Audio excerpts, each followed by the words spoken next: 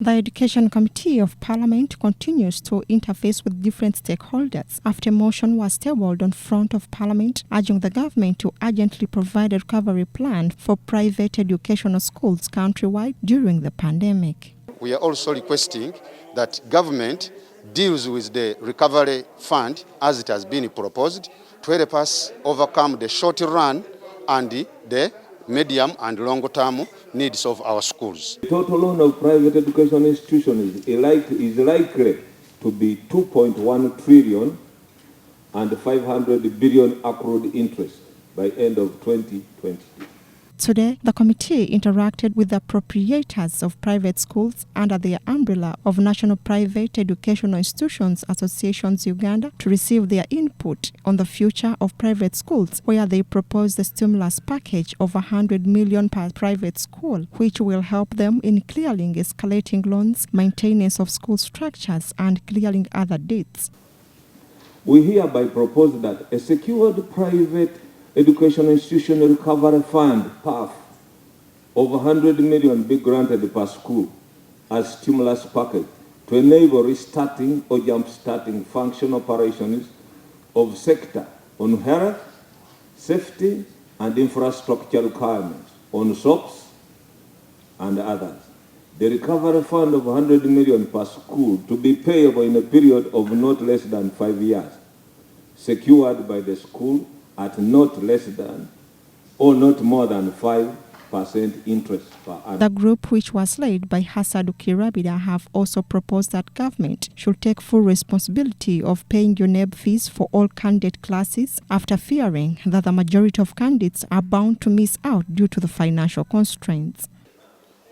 When you look at a school, we look at the entire stakeholders. And when we talk of stakeholders, parents are inclusive.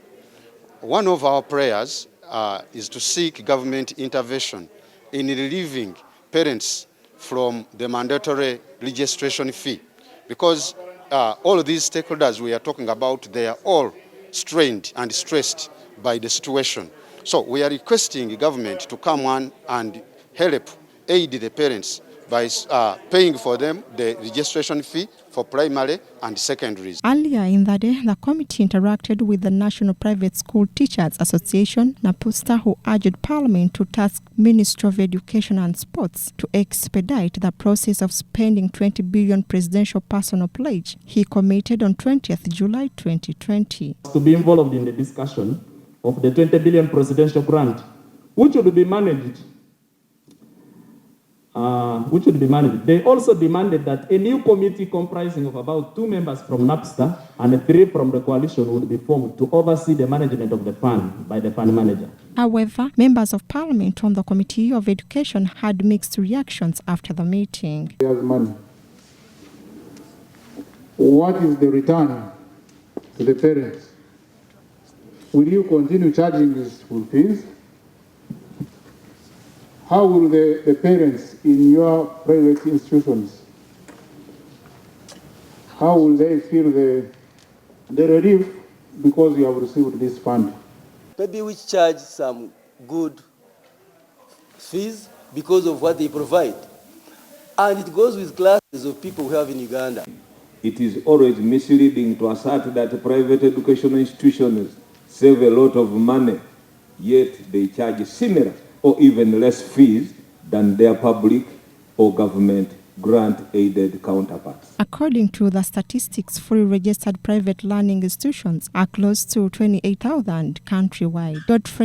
Loans and compounding interest that has resulted from short, medium-term loans, restructuring with little or no fees collections due to the school lockdown.